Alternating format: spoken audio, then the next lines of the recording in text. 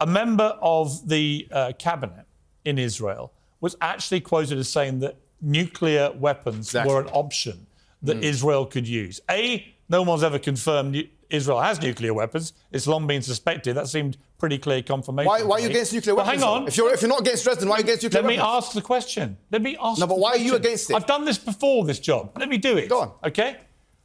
So when that guy says that, if you're living as an innocent civilian in Gaza, what the hell are you thinking? That an Israeli government member threatens the use of a nuclear weapon, which would obliterate pretty much all of Gaza and everyone in it. Absolutely. Thank you for the question.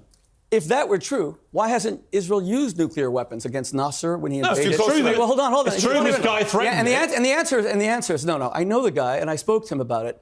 His name is Amichai Eliyahu.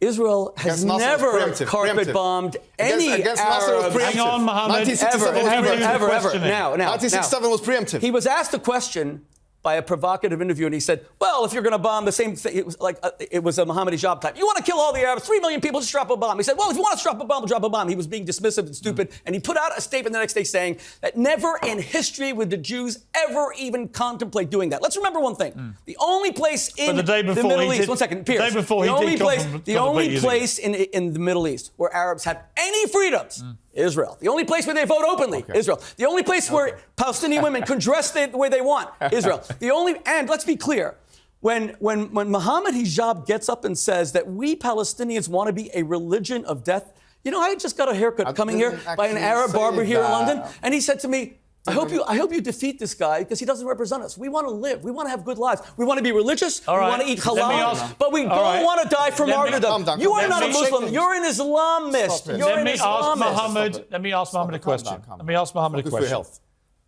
Hamas has 240 hostages. Hamas has 240 hostages they took, including babies, young kids, grandmothers who survived the Holocaust. I mean, an unspeakable further criminal act. We can agree, right? Of course. Why should Israel agree to any ceasefire so long as those hostages are still being kept hostage? Look, my position is very clear.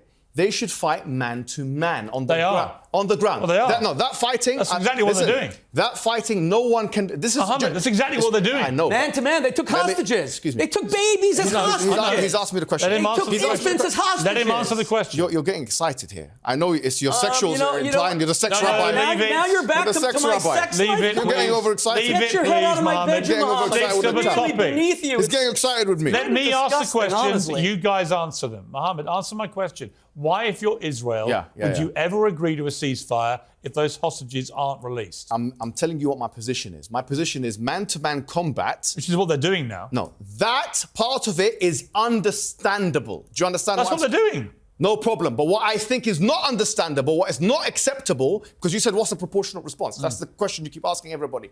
My answer to you is a proportionate response is one in which the ratios are not 100 to 1. That's your invention. Excuse me. I would say that Hamas, by what they did on October the 7th... 100 to 1 versus 3 to 1.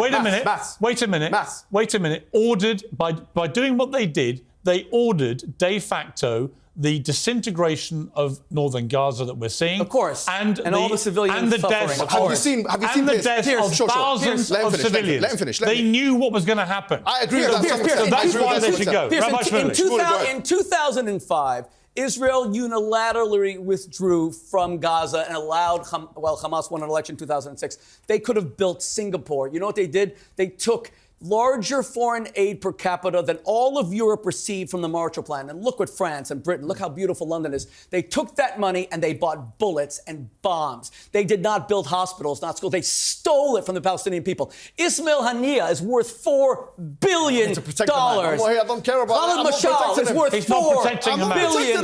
Why are you talking about him?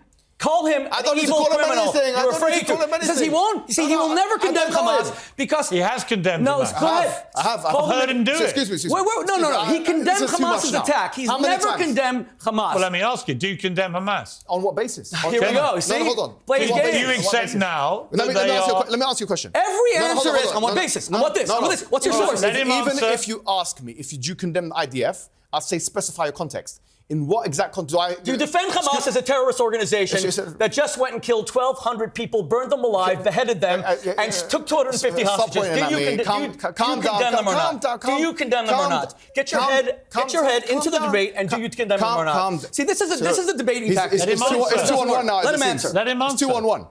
It's become 2-on-1. Let him answer. You're not a victim. Stop the victim, but now it's 2-on-1. Stop the victim. You love portraying yourself as a strong man. Now you're a victim, it's 2-on-1. You probably could take 2-on-1, so answer it. Answer the question. Is Hamas a terror organization you condemn? It's a reasonable question because you asked me, is the IDF a terror Okay, beautiful. I'll answer your question directly. Hamas is as much a terrorist organization. No, Hamas shouldn't be called a terror organization if the IDF isn't. Why? Okay. Because if it's either both or not. There we are. This is either both or neither. Okay, but just to extrapolate your position, because you believe the IDF is, then you're also saying that Hamas is. Let me tell you my position. Then say it. Hang on. Say it. Say it. Am I going to speak? Rabbi Shmuley, let me get the answer. The unholy Shmuley won't let me speak. Right, I'm asking you a question. My answer is the first rhyme you did the whole time. Maybe we could be friends. Let me ask it again. Given you've already stated you believe the IDF is a terror organization. Yeah.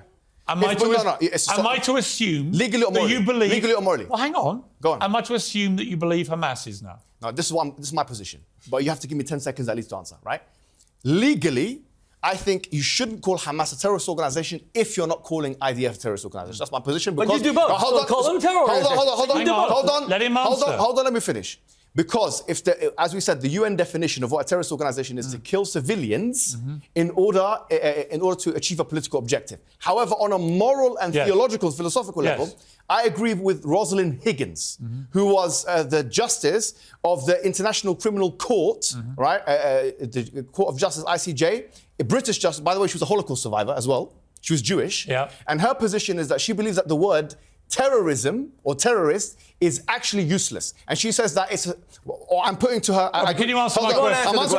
He's going on for 10 minutes just to evade the question. Let me finish. So I'm answering your question. So I'm saying that as a moral construct, I think it's a neo-colonial social construct used by people in order to label some people as terrorists and other people as well. So as a moral category, I don't designate it as a moral category. As a legal category. Do you believe, do you personally, Mohammed Hijab, do you believe that the IDF and Hamas are both terror organizations? I think yes. If you say yes to IDF, you should say yes to Hamas. If you say no to IDF, I'm asking you what you Hamas believe. is a terrorist organization. What you believe. If you say yes to IDF, you can say yes to Hamas. No, I'm asking you what you believe. Yes, I believe legally, according to the definition, if you say yes to Hamas, you can say yes to the IDF. Piers, we could go on for the next. We are going to the next. But if you say no to the IDF, you can't say yes. Fine. We're going to the next block.